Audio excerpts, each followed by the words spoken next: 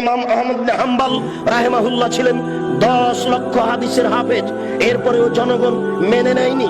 তার পায়ে রশি দিয়ে যেমন কুকুর মারা গেলে রাস্তায় মানুষ টেনে নিয়ে বাইরে ফেলে দিয়ে আসে, ইমাম আহমদ ইবনে হাম্বল তার যুগে নয়, এখন পর্যন্ত যত মানুষ এসেছে হাদিস শাস্ত্রে সবার চেয়ে বড় পণ্ডিত, এরপরেও জাতি তাকে মেনে নেয়নি, সমাজ তাকে মেনে নেয়নি।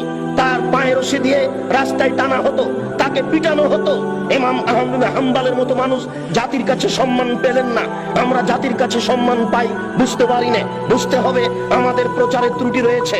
হক বড় তিতা, যা কালকে বলছিলাম। জাতি কেন সম্মান করে, জাতি কেন মূল্যায়ন করে? কই কেউ তো ইট মারে না, ঢেল মারে না, পাটকেল মারে না, সম্মান সহকারে খেতে দেয়। সেই জন্য তো আপনাকে গতকালকে আমি শোনাচ্ছিলাম যে আখেরি মোনাজাতে আপনি হাত তোলার পূর্বে এইভাবে একটু বলুন, তাহলে বুঝবো আপনি হক কথা বলছেন। বুঝলাম আপনি বড় কাজ করছেন, বুঝলাম আপনি বড় হুজুর, অনেক দূর থেকে এসেছেন, আমেরিকা থেকে এসেছেন, লন্ডন থেকে এসেছেন, সৌদি আরব থেকে এসেছেন। আপনি টুঙ্গির আখেরি মোনাজাতে অংশগ্রহণ করবেন, 1 ঘন্টা আপনি মোনাজাতে থাকবেন। সারা পৃথিবীতে মানুষ টিভি চ্যানেলে আপনার মোনাজাতে অংশগ্রহণ করবে। সেই টুঙ্গি থেকে নিয়ে মতিঝিল পর্যন্ত মানুষ একাকার হয়ে আপনার মোনাজাতে অংশগ্রহণ করবে।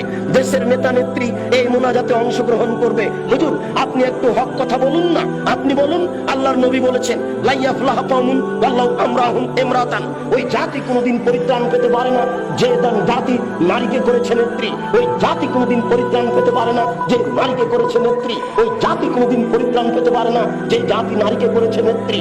আপনি বলুন দোয়া করার পূর্বে আল্লাহ রাসূল বলছেন আলী লা তাদুতিম সালাম ইল্লা তামাসতাহু ওয়ালা কাবরান মুসরিফান ইল্লা সাওয়াইতাহু। আলী তুমি ছাড়বে না কোনো উঁচু কবর, সবকে ভেঙে সমান করে দাও। আলী তুমি ছাড়বে না কোনো ছবি মূর্তি, সবকে ভেঙে একাকার করে দাও।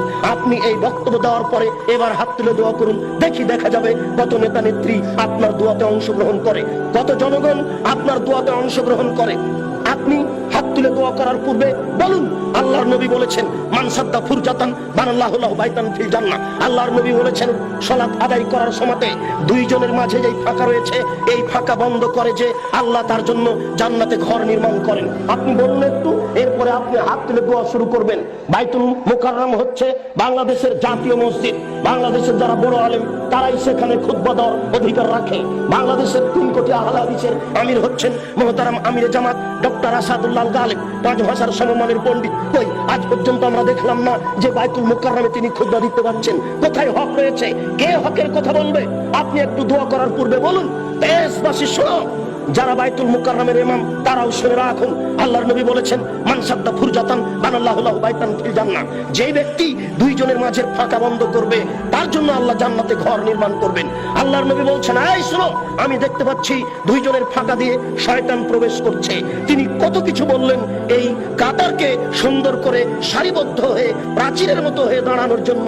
আর বাইতুল মুকাররমে গিয়ে দেখি, অন্যান্য মসজিদে গিয়ে দেখি একজন 1 হাত সামনে আছে, 1 হাত পিছনে আছে, কোন জায়গাতে 2 হাত ফাঁকা আছে, 5 হাত ফাঁকা আছে, এইভাবে সালাত শুরু হয়ে যাচ্ছে।